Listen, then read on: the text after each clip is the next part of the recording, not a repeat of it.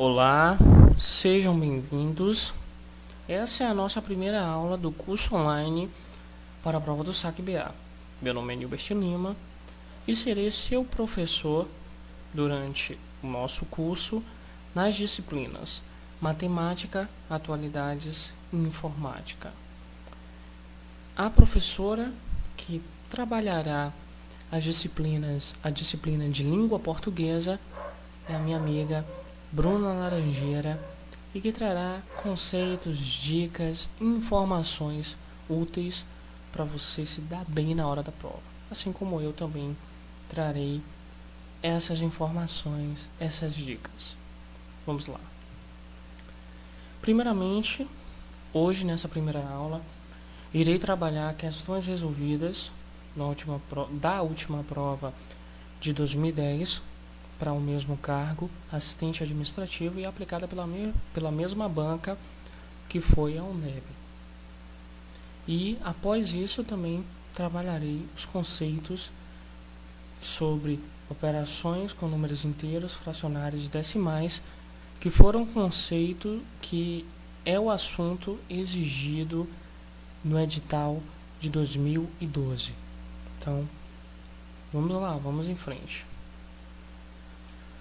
Primeiramente, para refletir, para pensarmos um pouco, para trazer uma energia positiva antes de começarmos a aula, eu trago essa reflexão.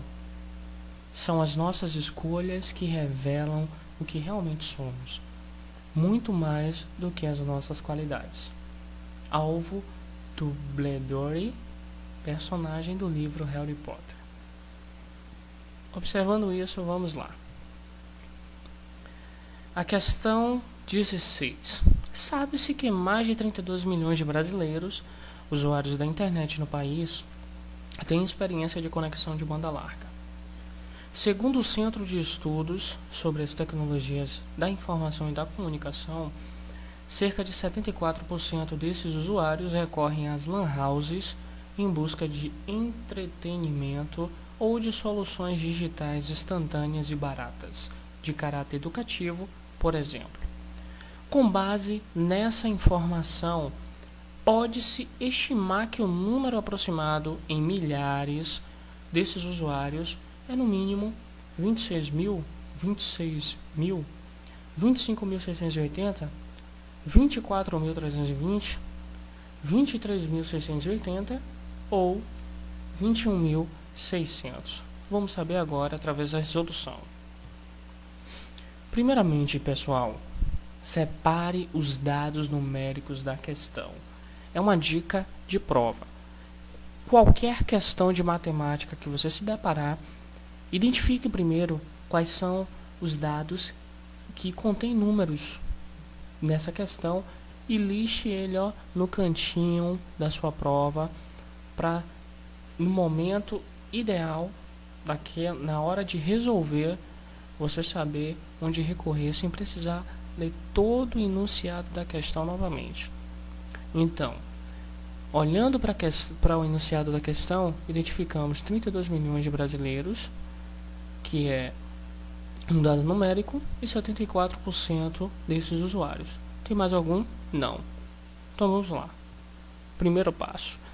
O segundo passo será identificar o comando da questão. O que a questão está te pedindo? Ela está pedindo para estimar um número aproximado de usuários no mínimo, certo? Um número aproximado de usuários no mínimo.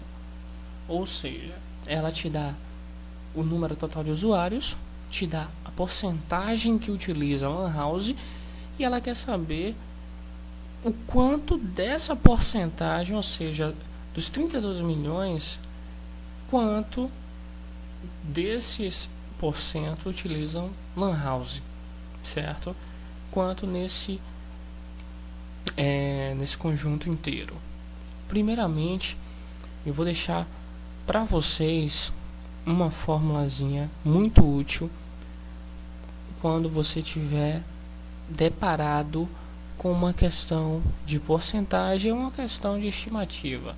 Você precisa estimar alguma coisa, precisa saber quantos por cento de um valor em um determinado conjunto e etc.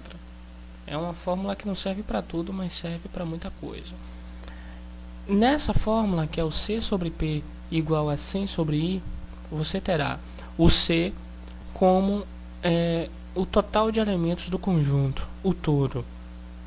Em um conjunto, fatias de pizza, por exemplo, uma pizza inteira, uma pizza, digamos que grande, onde temos 8 pedaços. Dessa pizza grande, o todo, ou seja, os 8 pedaços, é o C, é o nosso C.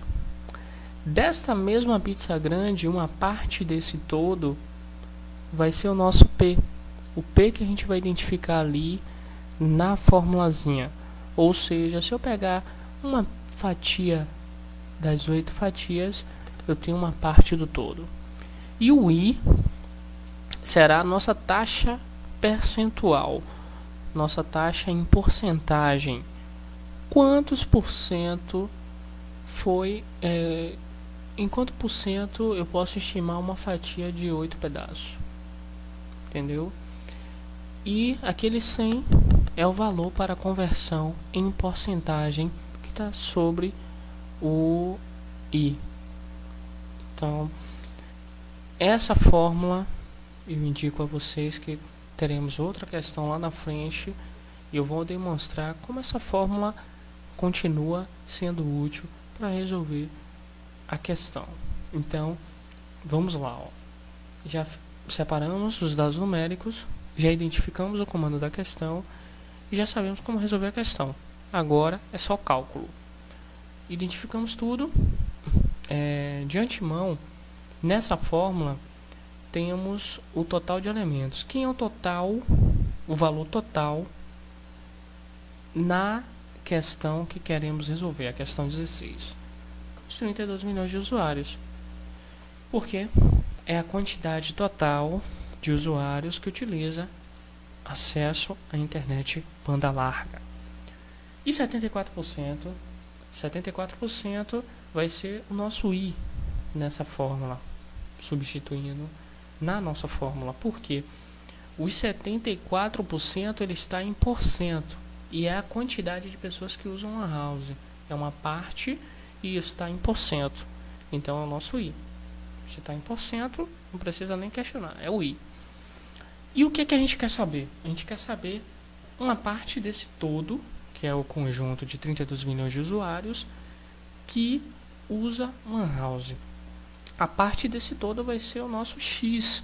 Se a gente não sabe quem é ele, a gente quer descobrir, então, usando álgebra,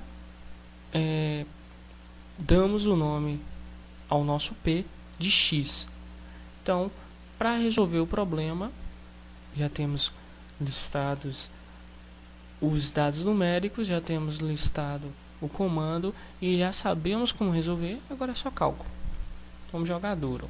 Ó, 32 milhões multiplicado por 74 e 100 multiplicado por X. Cruz credo, Ave Maria.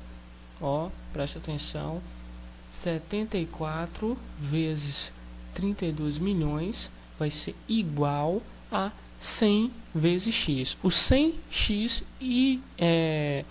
descreve que o 100 ele está multiplicando X. Certo, pessoal? Gravem isso. Então, multiplicando 74 por 32 milhões, teremos, ó,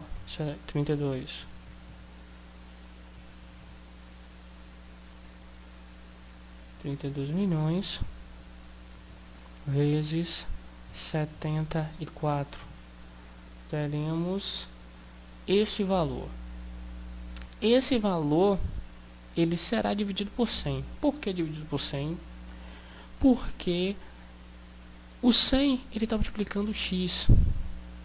E como a gente quer saber o X, o 100 ele deixa o X de lado, deixa de multiplicar o X e passa para o primeiro membro para fazer o que? Se ele estava multiplicando, ele vai para o primeiro membro dividindo. Então ele vai ser esse valor que está na sua tela na calculadora será dividido por 100. E a partir daí, teremos o nosso x, 23.680. 23.680 é a alternativa 4, a nossa resposta para a questão. 23.680. Tá aí. Pronto. Primeira questão resolvida. Vamos para a segunda. A segunda questão fala o seguinte, ó, a questão 17. No setor de RH de uma empresa, foram colocados 1.020 CDs, com programas contendo informações úteis ao bom desempenho das atividades profissionais. Ponto. Se desses CDs já foram instalados e disponibilizados, pode-se afirmar que ainda restam no setor. Ocorreu um erro aqui, que na questão, na hora da resolução, tem aqui, ó, 7/20.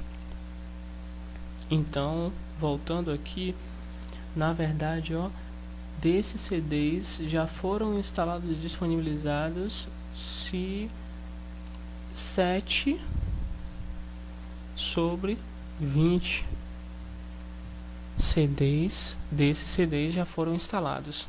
Então, peço desculpas pelo erro, fazendo a correção, 7/20 desses CDs já foram instalados e disponibilizados. Pode-se afirmar que ainda restam no setor 603 CDs, 520 CDs, 417 CDs, 403 CDs ou 217 CDs.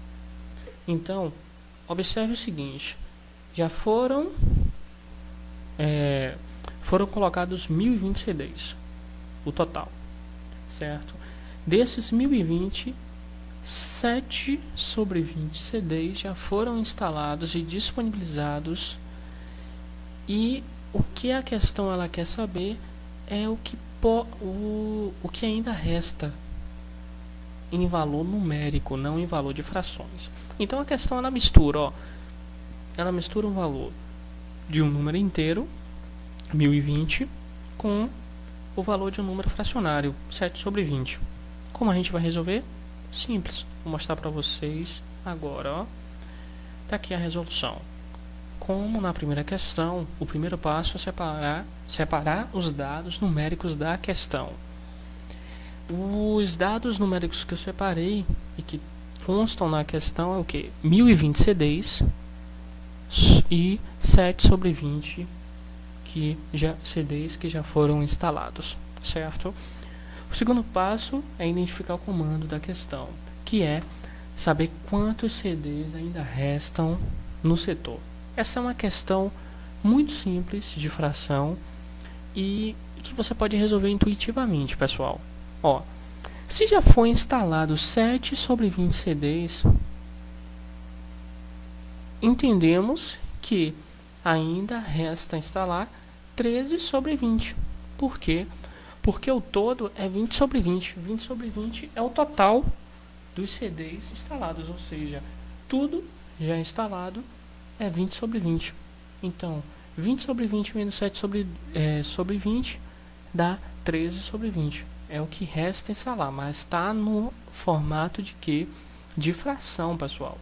Então, para acharmos a alternativa que vai dar a questão como certa para a gente vai fazer o seguinte: vai pegar 1.020, que é o total de CDs, e dividir por 20, que é a parte também total,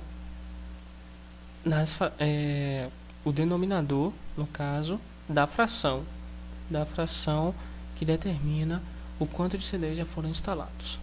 Então, dividindo 1.020 por 20, teremos 51 CDs, ou seja, 51 CDs é equivalente a 1/20.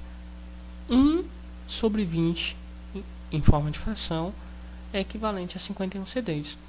Assim, 7/20 é o meu numerador vezes a quantidade de CDs da unidade, que é 1/20, que dá 357 CDs, ou seja, já foi instalado 357. Quanto resta ainda instalar? 13 vezes 51. Simples. Igual a 663. Essa questão eu coloquei para vocês observarem que a banca errou. A banca, ela cometeu um erro, porque não tem como alternativa o valor de 663. Tem como alternativa o valor de 603. Eu acho que eles se atrapalharam, colocaram 603 pensando que era 663. Seria a alternativa 1 se fosse 663. Então, essa questão ela foi anulada. Foi uma questão anulada da prova de 2010, certo? Mas aí fica a informação de como resolver a questão de forma simples, rápida e intuitiva. Vamos lá. Continuando, questão 18. Um dos candidatos a uma vaga no saque, você, no caso, acertou 60 itens dos 72 propostos. Muito bem, o cara foi muito bem. Em um simulado. Sabendo-se que dos acertos foram em itens de peso 3 e os demais em itens de peso 2. Pode-se afirmar que o número de acertos em itens de peso 3 e em itens de peso 2 e o total de pontos alcançado pelo candidato foi respectivamente. Essa questão, eles misturaram bastante o enunciado da questão, se atrapalharam um pouco no desenvolvimento da mesma. Mas o que é que eles querem? Eles querem que vocês afirmem o número de acertos nas questões de peso 3, o número de acertos do candidato nas questões de peso 2 e o total de pontos alcançados por esse candidato.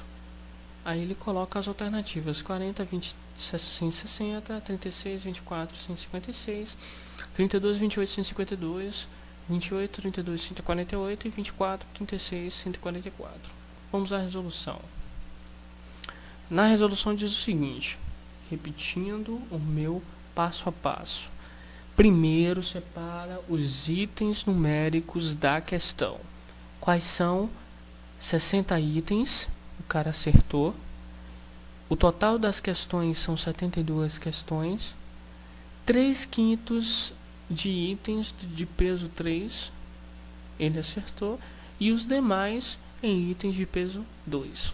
Perceba, já dá para você perceber, caro candidato, que a prova ela trabalha bastante o conceito de frações. Eles misturam o conceito de os números inteiros com as frações. Então, você tem que se atentar agora a ter essa habilidade no assunto de frações, porque muito provavelmente é o assunto que será mais cobrado, mais abordado dentre os 3 de matemática, que é números inteiros, operações com números inteiros, operações com números fracionários e decimais. Veremos lá na frente. Vamos lá. O segundo passo que eu falei, como sempre, é identificar o comando da questão. O comando ele afirma que o número de acertos em itens de peso 3, em itens de peso 2 e o ponto total alcançado pelo candidato, ou seja, ele quer respectivamente esses 3 resultados dados por você. Então vamos lá.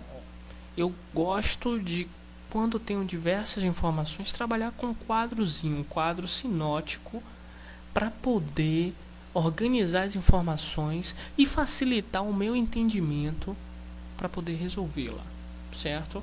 Então eu fiz o meu quadro básico sinótico para resolver essa questãozinha. Ó, total de acertos que o cara acertou, 60. O valor da unidade. Qual é esse valor da unidade que eu deduzi? Ó, a questão ela só me deu o valor de acertos em questões de peso 3, o valor de acertos em questão de peso 2. Por quê? Ó, a questão fala ali, ó, 3 sobre 5 foi a quantidade que o candidato acertou em itens de peso 3. Se ele acertou 3 sobre 5 em itens de peso 3, logicamente, em itens de peso 2, ele acertou 2 sobre 5. Entendeu? O porquê da lógica? Porque para ter 5 sobre 5, falta apenas 2 sobre 5. Então, o restante, como a própria questão fala, os demais, e ele acertou em itens de peso 2. Então, vamos lá. Ó. O valor dos acertos em item de peso 2 foi 2 sobre 5. Aí eu coloquei peso 3, peso 2 e o total de pontos alcançado pelo candidato. Vou explicar o que é que eu fiz aqui. Ó. O total de acertos foi 60. Então, o que o cara acertou foi 60 e nos itens de peso 3 ele acertou 3 sobre 5. Eu sei que 60 dividido por 5 vai me dar a unidade, ou seja, 1 sobre 5.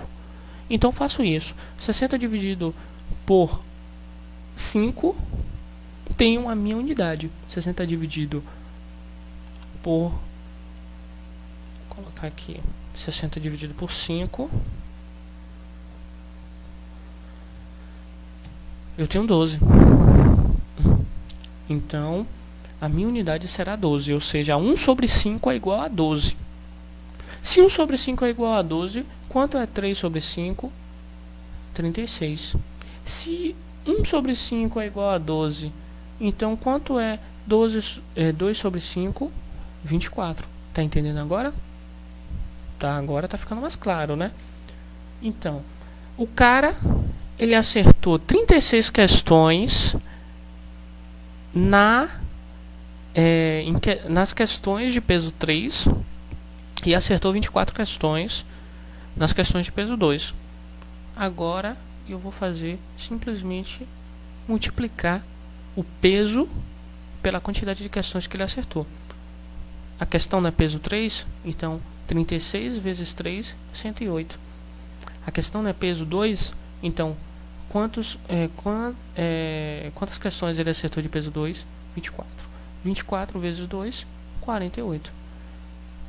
Agora a questão está me pedindo o seguinte: o total de pontos alcançado pelo candidato. O total de pontos vai ser o que ele acertou em peso 3 e o que ele acertou em peso 2. Somados dá 108 mais 48, 156. Então, cheguei à minha conclusão, fechei a minha resposta. A resposta é, respectivamente, preste atenção, respectivamente, os acertos em item de peso 3, os acertos em item de peso 2 e o total de pontos alcançados pelo candidato. Então, respectivamente, é 36, 24, 156. Alternativa 2. Certíssimo. Agora é só sucesso. Questão 19. Na questão 19, temos o seguinte enunciado, o seguinte texto. A inclusão digital é evidente. Já invadiu as repartições, as empresas estão otimizando as funções, enfim, revolucionando o mundo, transformando-o mais virtual possível. Assim, um programa de computador, cada vez que é executado, reduz a metade o número de linhas verticais e o número de linhas horizontais que formam uma imagem digital. Uma imagem com 2048 linhas verticais e 1024 linhas horizontais sofre uma redução para 256 linhas verticais e 128 linhas horizontais. Para que essa redução tenha ocorrido, pode-se afirmar que o número de vezes que o programa foi executado é igual a... Então, qual passo a passo? A resolução é simples. Vamos lá. Primeiro passo, como eu já informei, separa os dados numéricos da questão. Voltando lá, ó, inclusão digital, pererê, papapá,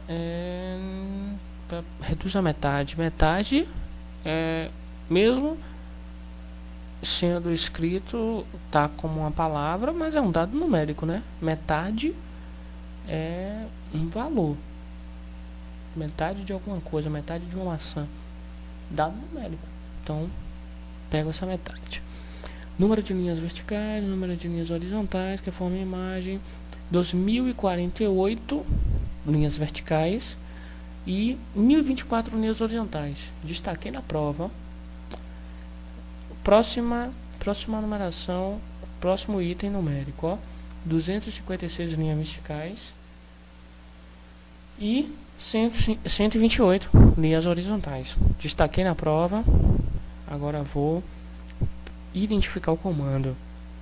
O comando da questão ela fala o seguinte, ó, ela quer o número de vezes que o programa foi executado. Ela quer o número de vezes em que o programa foi executado. Por exemplo, para chegar a 256 linhas verticais e 128 linhas horizontais, quantas vezes foi executado esse programa? Sabendo-se que a imagem antes tinha 2048 linhas verticais e 1024 linhas horizontais. É um problema simples, mas que merece atenção e cuidado, muito cuidado, para você não tropeçar na hora de resolvê-lo. Ó, 2048 linhas verticais, 1024 linhas horizontais. Sempre que ele é executado, ele reduz a metade. Ele quer saber quantas vezes foi executado o programa. Interessante. Nesses problemas assim, eu sempre utilizo a minha tabelinha. Não tem uma fórmula simples, uma fórmula prática de resolver isso. Tem uma fórmula tabelada de você fazer isso, organizar as informações. Tabela serve para isso, organizar informações. A gente vai ver quando estiver estudando informática que as tabelas elas são muito úteis para fazer cálculos e organizar informações. As tabelas no caso do Excel. Então, na prova eu faria desta forma, ó, destacaria, separaria as linhas verticais, ou seja, a minha linha inicial, vou fazer a simulação. Minha linha inicial é 2048.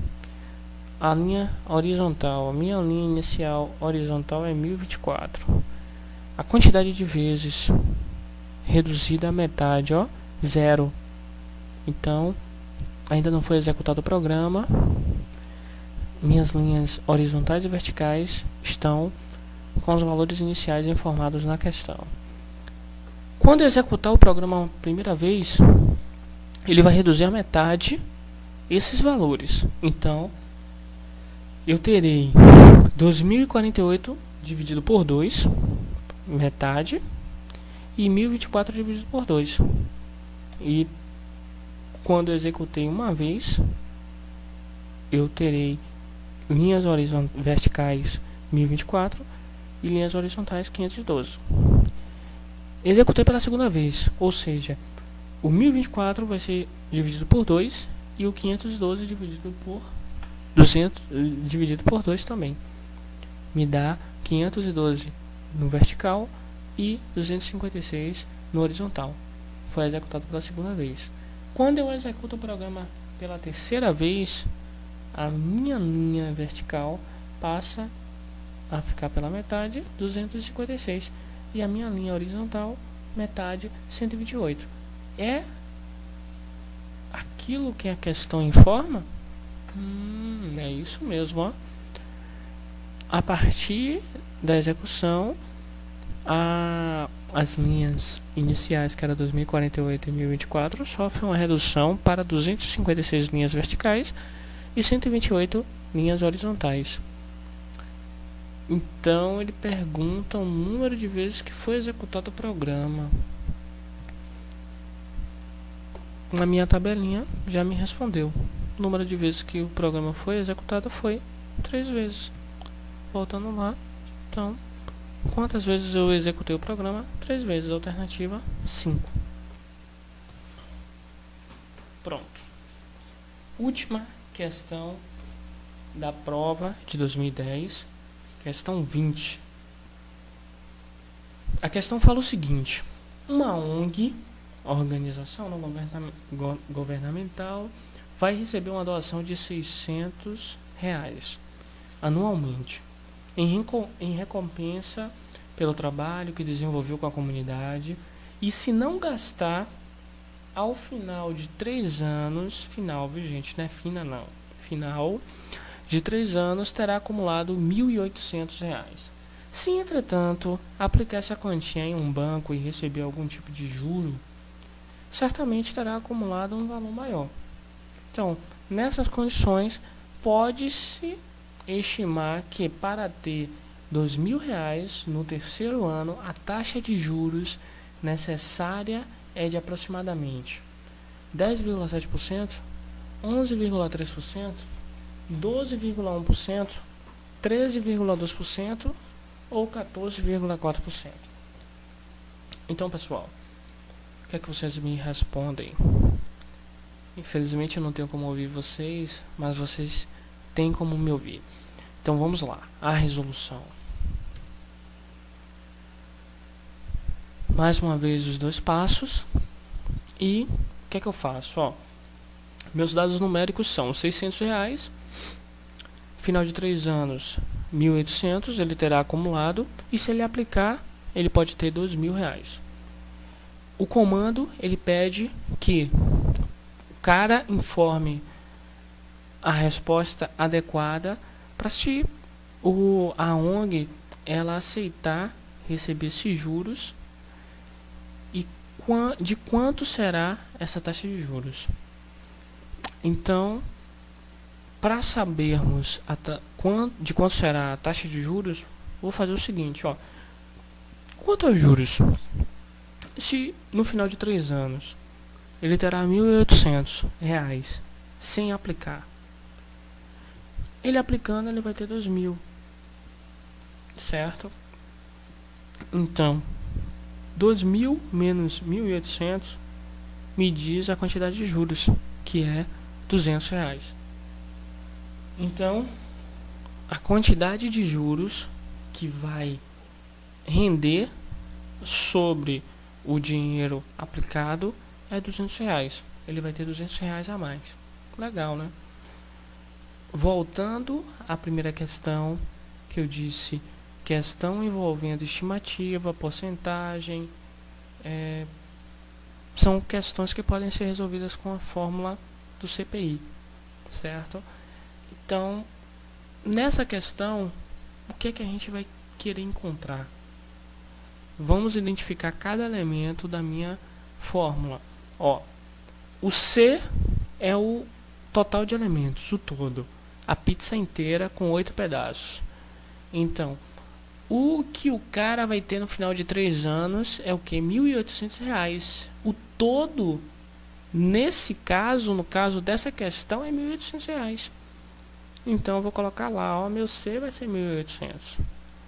A minha parte, o que o cara ele terá após aplicar o dinheiro, os R$1.800, é 200. Então, R$200 é a fatia desses 1.800, é uma fatia extra que eu ganho por aplicar os 1.800. Ou seja, o todo ele vai ter uma parte a mais que vai ser esses R$200. Por que não colocar os 2.000? Colocar os 1.800? Porque 2.000 é o valor com juros. Na verdade, o valor que o cara tem, o conjunto total, não é 2.000, é 1.800. É o valor que ele aplica. Então, o conjunto total é esse valor. E a parte desse conjunto total que eu quero saber, que eu quero ter a estimativa em porcento, ou seja, os juros que vai render durante esses 3 anos ao aplicar 1.800 é R$200, é os juros. Mas quanto em porcento é esses juros de 1.800? Simples. Então, 1.800 é o meu C, o P vai ser os R$200 e o I, que é dado em porcentagem, vai ser a minha taxa de juros por aplicado os 1.800 durante 3 anos e R$600 durante 3 anos. Então vamos lá. 200, cruz credo Ave Maria de novo, ó. 1.800 vezes I fica 18, cortando os zeros. Eu fiz uma simplificação aqui porque 1.800 está sobre 200. Eu posso simplesmente cortar 0 com 0, ó. Corto 0, fica 18 sobre 2. E aí eu multiplico, ó, 18 por I e 2 por 100, fica 200. Então, fica 200 igual a 18i. O 18, ele está multiplicando i. Como ele está multiplicando i e eu quero saber quem é i, no primeiro membro ele vai passar dividindo. Então, eu simplesmente vou pegar 200 e dividir por 18 e terei minha taxa em porcento, que é 11,1%. Certo? Agora vem mais um problema. A questão fala o seguinte, ó, qual a taxa de juros necessária aproximadamente. 11,1 ele está mais perto do 11,3, mas ele não é 11,3. Então, a alternativa que eu escolho para essa questão é 10,7. É a alternativa que está mais próxima, aproximadamente, no caso do meu resultado, que foi 11,1. Então, a alternativa mais próxima é 0,1. Legal?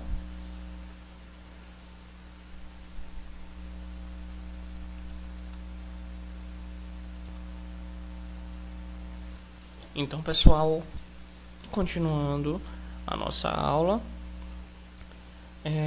irei trabalhar os conceitos das operações com números inteiros, operações com números fracionários e operações com números decimais, que é o assunto exigido no edital para a prova 2012, certo? Primeiramente, adição e subtração de números inteiros sem a presença de parênteses. Números inteiros são todos o conjunto de números representado pela letra Z, onde temos todos os números naturais e todos os números negativos. Então, os números naturais, conjunto dos números naturais, que é 0, 1, 2, 3, 4, 5, etc., somado, adicionado os números negativos, é o conjunto dos números inteiros, certo? A primeira propriedade é a seguinte: na soma, conserva o sinal iguais. Por exemplo, na soma ou subtração de termos iguais, conserva o sinal do maior. Por exemplo, eu tenho conserva o sinal do maior, não, desculpe, conserva o sinal, sinais iguais. 6 positivo mais 6, eu terei 12. Menos 6 menos 6, eu terei menos 12. Então, conservamos o sinal. A segunda propriedade é sinais diferentes subtrai e conserva o sinal do número maior. Por exemplo, eu tenho menos 6 mais 2. Menos 6 mais 2 é igual a menos 4. Tá observando aqui? Eu gosto de pensar assim. Menos 6 mais 2. Eu estou devendo 6. Eu estou devendo 6 reais. Pago 2. Pago 2 reais. Fica faltando quanto ainda? Fica faltando 4 reais. Então é menos 4. Se eu estou devendo ainda, é negativo. Entendeu? É uma forma prática de entender esse jogo de sinais na adição e subtração. Na multiplicação, o caso já é o contrário. Ó. A multiplicação, se os sinais são iguais, o resultado é positivo. Então, se eu estiver multiplicando, ó, menos 4 vezes menos 4 é igual a menos 4 vezes menos 4 é igual a 16. Positivo, não 16 é negativo. Se eu tenho menos 4 dividido por menos 2, eu vou ter como resultado 2. Eu não vou ter menos 2. Então, sinais iguais, o resultado é positivo. Certo? O exemplo está aí para esclarecer qualquer dúvida. E no caso de sinais diferentes, o resultado é sempre negativo. Se eu tiver menos 3 vezes 4, vai ser igual a menos 12. Se eu tiver 12 dividido por menos 4, resultado menos 3. Sempre negativo. Vamos lá. Conceito das operações com números fracionários e decimais. A representação de frações é dada desse jeito aí, ó. 1 sobre 4 é uma fatia de um bolo com 4 pedaços. 1 sobre 4. 2 sobre 8. Minha pizza, a pizza que eu pedi, tem 8 fatias. Então, eu vou comer 2. Meu brother vai comer 2. Então, representando em frações, é 2 sobre 8. E 1 sobre 4, outra representação também, é 1 quarto. Eu tenho uma casa com 4 quartos, mas eu durmo em um só. Então, eu estou dormindo em 1 quarto. Entendeu? Legal, então. Vamos dar prosseguimento. Adição e subtração de frações. Existem duas características para adicionar e subtrair frações. Quando tem denominadores iguais, jogue duro, ó, pode somar. Mantenha o denominador e soma os numeradores. O denominador é o número de baixo. O numerador é o número de cima. Então, tem os denominadores iguais, pode jogar duro, mantém o denominador, no caso dessa fração aí da letra A, 2 sobre 8 mais 3 sobre 8. O denominador é quem? 8. Então, ó, fica lá 8 e somo os numeradores. Quem são os numeradores? 2 e 3. 2 mais 3, 5. Resultado, 5 sobre 8. Mesmo caso na subtração, o denominador é 3 no exemplo B. Denominador 3. Então, eu mantenho o denominador e subtraio os numeradores. Legal?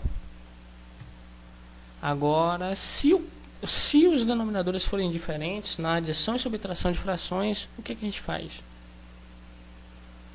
Simples. Eu vou fazer o seguinte.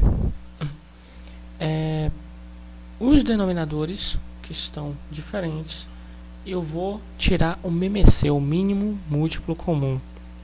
Tiro o MMC dos denominadores, acho um valor que vai ser o meu MMC, e esse valor de MMC eu vou pegar e vou fazer uma jogada. A jogada é a seguinte, ó. Por exemplo, no exemplo A, eu tenho duas frações, 2 sobre 3 mais 7 sobre 2. Quero somar essas duas frações. E aí, como é que eu faço? 3 e 2 são meus denominadores diferentes. Tiro o MMC de 3 e 2, é 6. Legal? Então o que é que eu vou fazer agora para poder somar? Achei o MMC. Vou pegar o meu MMC, dividir por 3 e multiplicar por 2. Divido por 3, que é o denominador antigo, e multiplico por 2 o numerador dessa fração. A mesma coisa eu vou fazer com o outro. Ó, o 2, eu vou pegar o 6, dividir por 2, o 6 é o meu MMC, divido por 2 e multiplico por 7, que é o meu numerador da fração 7 sobre 2. E aí o que é que eu faço? O meu novo denominador vai ser o 6, que é o MMC que eu tirei. E agora é só eu efetuar as operações que eu informei para vocês. Ou seja, 6 dividido por 3 dá 2, vezes 2, 4. E 6 dividido por 2, 3. 3 vezes 7, 7, 7, 21. Então, eu vou ter 4 mais 21, que é igual a 25. Então, o resultado dessa soma de 2 sobre 3 mais 7 sobre 2 é igual a 25 sobre 6. Os mesmos casos se repetem nos exemplos abaixo. Continuando, multiplicação de frações. Multiplicação de frações é igual a soma e subtração quando o denominador são iguais. Ou seja, basta você só multiplicar. Então, multiplica numerador com numerador, denominador com denominador. Ó, olha exemplo. O A, 7 sobre 9, primeira fração, vezes 1 sobre 2. Então, 7 vezes 1, 7. 9 vezes 2, 18. Tenho a nova fração gerada da multiplicação, que é 7 sobre 18. Legal? Mesmo exemplo, tem um abaixo aí, ó. 4 sobre 5 vezes 6 sobre 8. Então, nesse caso, dessa multiplicação, eu vou multiplicar 4 vezes 6, 24. 5 vezes 8, 40. Essa divisão que eu tenho aqui ao lado é uma simplificação. Então, como eu tenho 24 sobre 40, eu posso facilitar, né? Simplificar, deixar mais simples, mais visível. Ou seja, divido por um número igual tanto o numerador quanto o denominador. Divido por 8, que é um dos múltiplos de 24, e simultaneamente é múltiplo de 40.